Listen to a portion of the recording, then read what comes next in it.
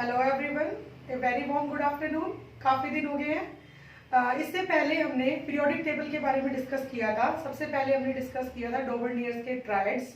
उसके बाद हमने Newlands law of octaves discuss किया। उसके बाद जब ये दोनों फेल हो गए तो एक बहुत अच्छी पीरियोडिक टेबल दी मेंडलीफ ने। मेंडलीव्स पीरियोडिक टेबल के बारे में आज हम डिस्कस करेंगे। उसके क्या एडवांटेजेस थे, क्या डिमेरिट्स थी और किस तरीके से उन्होंने एलिमेंट्स को ग्रुपिंग की थी। हमने पिछले वीडियोस में ये भी डिस्कस किया कि एलिमेंट्स की ग्रुपिंग की नीड क्यों थी। एलिमेंट्स को ग्रुप किया गया ताकि उनकी स्टडी इजी हो जाए, क्योंकि लगभग 118 एलिमेंट नोन है।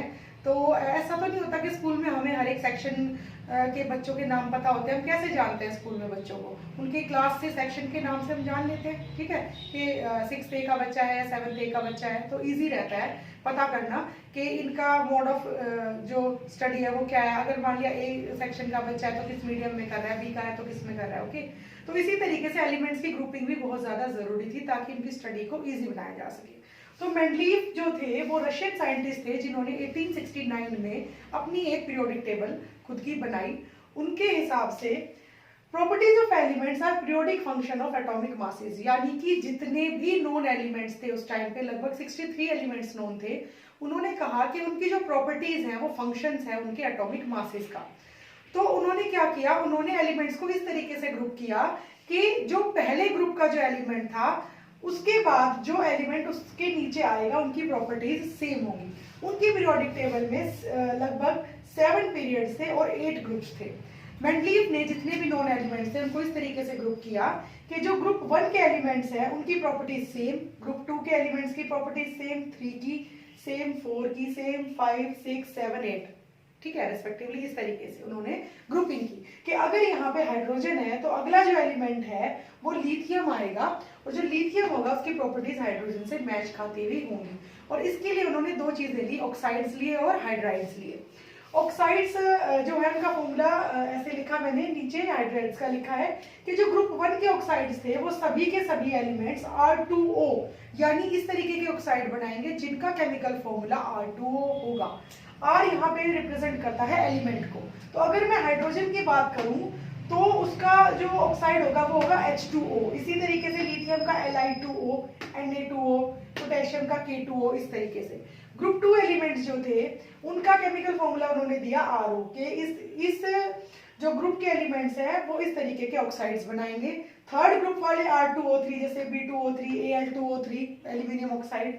ग्रुप 4 के जो ऑक्साइड्स हैं वो RO2 टाइप के होंगे, जैसे CO2। कार्बन का जो ऑक्साइड है वो है carbon dioxide, okay, silicon dioxide SiO2। R2O5 group 5 वाले जो है वो ऑक्साइड बनाएंगे R2O5 टाइप के, जैसे P2O5 हमारा फॉस्फोरस, ठीक है। ग्रुप 6 वाले RO3 टाइप के ऑक्साइड्स बनाएंगे, जैसे O3 है, ओजोन होती है, SO3 है। R2O7 टाइप के ऑक्साइड्स बनाएंगे हमारे ग्रुप 7 वाले। RO4 टाइप के ऑक्साइड्स बनाएंगे ग्रुप 8 वाले। और जो हाइड्राइड्स थे इसी तरीके से उन्होंने हाइड्राइड्स के केमिकल फॉर्मूला दे दिया, फिर उनकी केमिकल प्रॉपर्टीज को आपस में कंपेयर किया।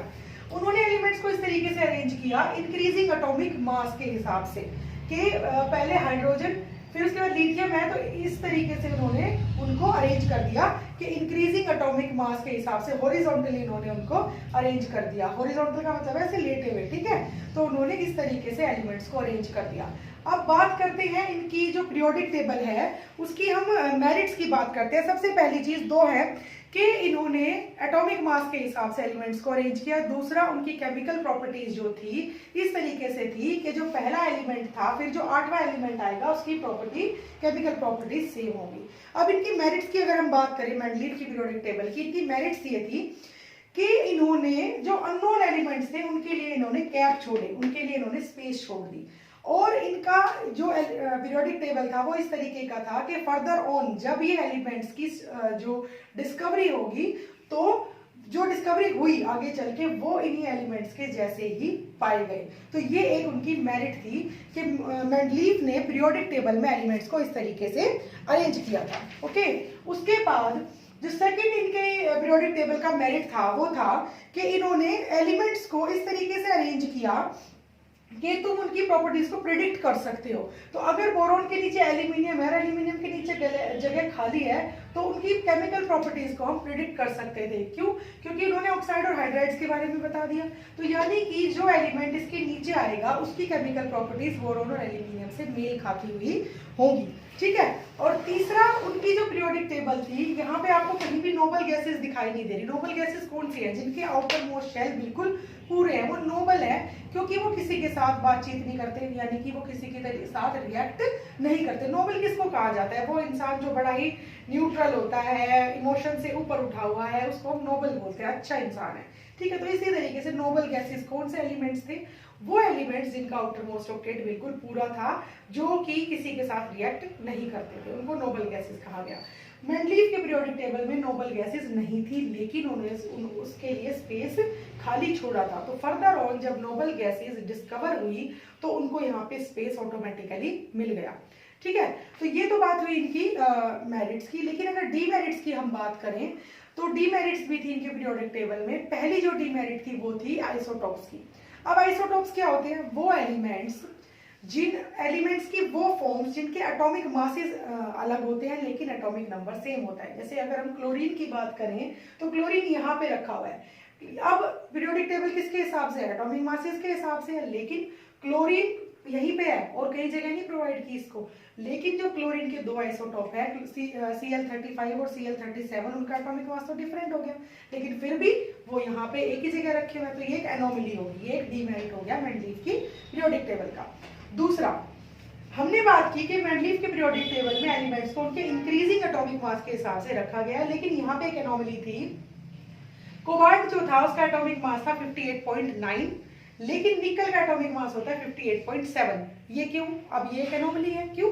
क्योंकि पहले तो निकल को रखना चाहिए, फिर कोबाल्ट को रखना चाहिए, लेकिन उन्होंने, मैंने आपको कहा कि उन्होंने एटॉमिक मासेस को इस तरीके से एलिमेंट्स को अरेंज किया कि सेम एलिमेंट्स एक दूसरे के नीचे आते चले जाए, हॉरिजॉन्टली जब उनको रखा जाए। तो उन्होंने कोबाल्ट को रोडियम से मैच करने के लिए निकल की जगह निकल को इधर कर दिया, कोबाल्ट को इधर कर दिया, और कोबाल्ट के नीचे रोडियम आए ताकि दोनों की प्रॉपर्टीज सेम हो जाए। दूसरी एनोमली होगी ये। तीसरी जो एनोमली, मतलब तीसरा जो डीमेरिट उनकी पीरियोडिक टेबल का था, वो है हाइड्रोजन की पोजीशन।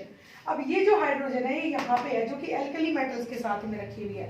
एल्कली मेटल्स के साथ रखा क्योंकि उसकी प्रॉपर्टीज एल्कली मेटल से मैच खाती हैं।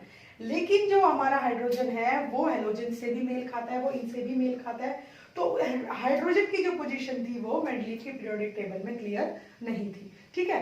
मेंडलीव ने बहुत अच्छी पीरियोडिक टेबल दी और एटॉमिक मासेस के हिसाब से उनको अरेंज किया, लेकिन आगे चल के जब बहुत ज़्यादा डिस्कवरीज हुई और स्टडीज हुई तो पाया गया कि अगर एलिमेंट्स को उनके इंक्रीजिंग एटॉमिक नंबर के हिसाब से अरेंज किया जाता है तो सभी एलिमेंट्स जो हैं वो इजीली फिट इन हो जाते हैं, और ये आगे जाके कहलाई हमारी मॉडर्न पीरियोडिक टेबल।